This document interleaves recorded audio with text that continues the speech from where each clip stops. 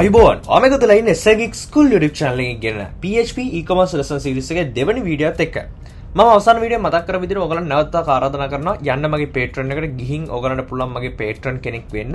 මෙතන Patreon කෙනෙක් වුණොත් මම මේ හැම වීඩියෝ එකක් අවසානයේ දාන source code දැම්මට සම්පූර්ණයෙන්ම මෙතනින් හැට නොමිලේ download කරගන්න පුළුවන්. ඒ post ටික ඔක්කොම unlock වෙනවා. ඒක නිසා ඔයගලන්ට පුළුවන් $1කට හෝ $2කට හෝ $3කට මේගොල්ලන්ට වෙනම privileges තියෙනවා. ඔයගොල්ලන්ට අමාරු නම් $1කට හරි සෙල්ල member කෙනෙක් හරි වෙන්න. එහෙම වුණොත් channel එකටත් ලොකු support එකක්. මට මේ වගේ content හදන්න සෑහෙන ලොකු inspiration එක. ඊට අමතරව මේ videos පුළුවන් තරම් යාළුවන්ට දැනගන්න share කරන්න කියලා හරි ඉල්ලනවා. මොකද කීයක්වත් යන්නේ නැහැ. ඒ වගේම ඔයගොල්ලෝගේ අදහස අනිවාර්යෙන් පල්ලෙන් comment කරගෙන යන්න අමතක කරන්න එපා. ආයෙ මම මේ lesson series එක පුරාම වැඩි Patreon එක ගැන කතා කරන්න. second lesson එකේ පළවෙනි lesson එක කිව්වා දෙවෙනි එකෙත් කිව්වා. මම මතක් කරනවා නැවතත් ආරාධනා කරනවා Patreon එකට කියලා join වෙන්න කියලා. හරි. අපි හදන්නේ PHP වලින් තමයි ප්‍රධාන විදිහට මේ වගේ e-commerce website එක. ඉතින් මේකට මම use කරනවා SAM කියන software එක. SAM කියන software ගැන ඔයා මේ වෙද්දි දන්නේ නැත්නම් මම පොඩි introduction එකක් දෙන්නම්. ඔයගොල්ලන්ට පුළුවන් SAM කියලා Google search කරන්න. මේ SAM එක ඔයගොල්ලන්ට Mac OS එකට වගේ Windows කියන දෙකටම download කරගන්න හැකියාව තියෙනවා. මේ SAM එක පාවිච්චි කරලා අපි කරන්නේ අපි හදනවා අපේ computer එක ඇතුලේ virtual server එකක්. virtual server එකක් කියන්නේ ඇත්තටම server එකක් නෙමෙයි. නමුත් server එකක් තමයි. ඒ කියන්නේ මේක අන්තර්ජාලයට කනෙක්ට් වෙච්ච නැති locally. ඒ කියන්නේ අපිට කම්පියුටර් එක ඇතුලේ පාවිච්චි කරන්න පුළුවන් ඉතින් සර්වර් එකක් අපි කම්පියුටර් එක ඇතුලේ සකස් කරනවා. මොකද PHP code run වෙන්නේ මේකේ සර්වර් එකක් ඇතුලේ විතරයි. ඉතින් ඒක නිසා ඔයගොල්ලෝ Windows වල නම් පොඩ්ඩක් මීටර ඉන්ටර්ෆේස් එක වෙනස්. මේක ඉන්ස්ටෝල් කරගත්තාට පස්සේ SAMP එක වඩ පුළුවන් Apache web server එක මේ විදිහට start කරන්න. ඒ වගේම ඔයගලන්ට MySQL database එකත් start කරන්න පුළුවන්.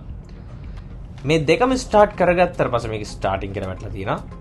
right අපි පොඩ්ඩක් දෙමු යාට ස්ටාර්ට් වෙන්නේ කොහොම හරි මේ විදිහට ස්ටාර්ට් කරගත්තට පස්සේ ඔය කම්පියුටර් එකේ ඔයාලට ඕනම බ්‍රවුසර් එකකින් local host කියලා ගියාට පස්සේ ඔයාලට SAMP එක වැඩ කරනවා නම් ඔයාලට බලා ගන්න පුළුවන්. උදාහරණයක් විදිහට මම local host කියලා මේ විදිහට enter කරාට පස්සේ ඔයාලට බලා ගන්න පුළුවන් මෙන්න මේ වගේ page එකක් මට ලැබිලා තියෙනවා.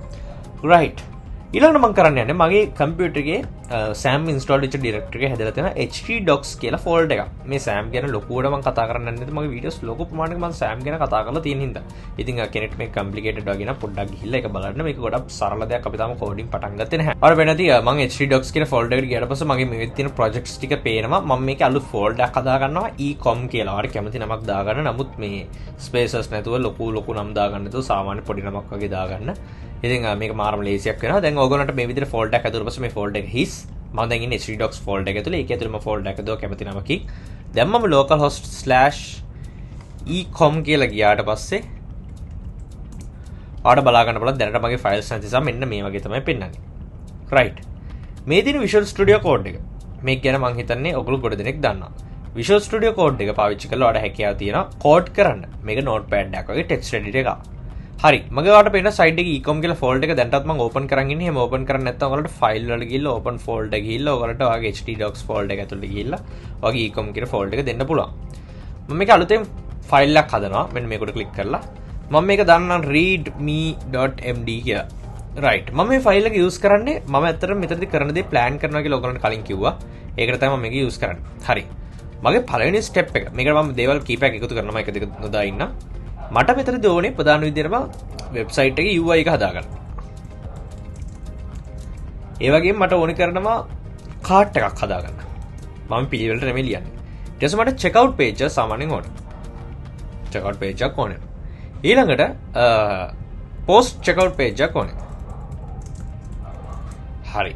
ඊට පස්සේ මට payment method manage කරන්න වෙනවා. මම මෙතන cash on delivery use කරනවා. ඊට පස්සේ අපි pay here දැනට කරගමු payment gate එක විදියට. ඊට පස්සේ bank transfer දෙන්න පුළුවන්. right මෙතනට ඉස්සරහට මම තව add කරනවා PayPal, Stripe.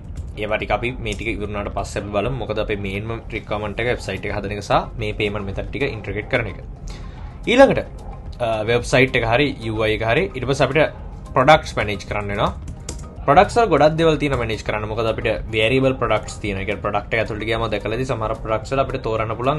දැන් ඉතින් MacBook එකේ 256GB ද 512GB ද ඔයාලට select කරන්න පුළුවන්. t-shirt එකක් කරනම් ඔයාලට small medium large ඔහොම select කරන්න පුළුවන්. ඒ වගේ variable products එන්න පුළුවන්. ඉතින් ඒ දේවල් ටික අපිට manage කරන්න සිද්ධ වෙනවා. මේ ඔක්කොම ඉවරනත් එක්කම අපිට අනිත් side එකේ admin area එක හදන්න වෙනවා. admin area එකේ order management තියෙනවා. ඒ වගේම product management ඊළඟට කූපන් අපි එකට දාමු නැත්නම් කූපන් මැනේජ්මන්ට්. ඊට පස්සේ අපිට තව දේවල් එයි. මම තාම හිතන ගමන් අපි ඉස්සරහට මේකට දේවල් ඇඩ් කරනවා. ඔයාලට තේරෙනවද මේක පොඩ්ඩක් ලේසි නැහැ. මේකේ තව විවිධ ෆන්ක්ෂනලිටිස් තියෙනවා. උදාහරණයක් විදිහට SMS notification, ඒ වගේ email notifications,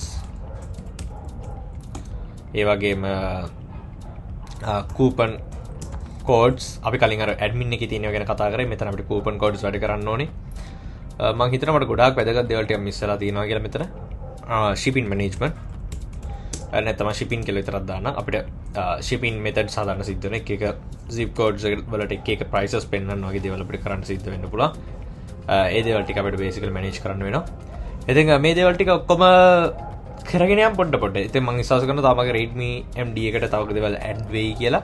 ඉතින් වැඩි කතාවක් කරන්නේ මම කියන්නේ මේක plan කරන කැලේ විතර මේ වීඩියෝ කතා කරන්න කියලා. මම පළවෙනි page එක විතරක් හදලා මේ වීඩියෝ එක නවත්තන්න.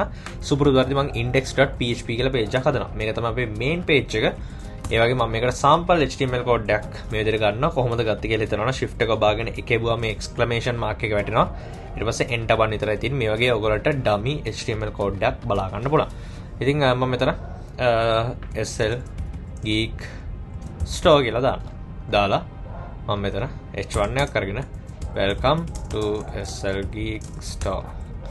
ඉතින් මම මේක save කරනවා. මම මගේ page එක දැන් ඔයගොල්ලෝ මෙහෙම බලා ගන්න ඕනේ. මම refresh කරාට පස්සේ අපිට නැති welcome to SL Geek store කියලා වැටෙනවා. ඔබ බලන්න නැති මොන file එකද දැන් මේක ඇතුලේ file දෙකක් තියෙනවා. උදාහරණයක් විදිහට index.php එක readme.md එකයි.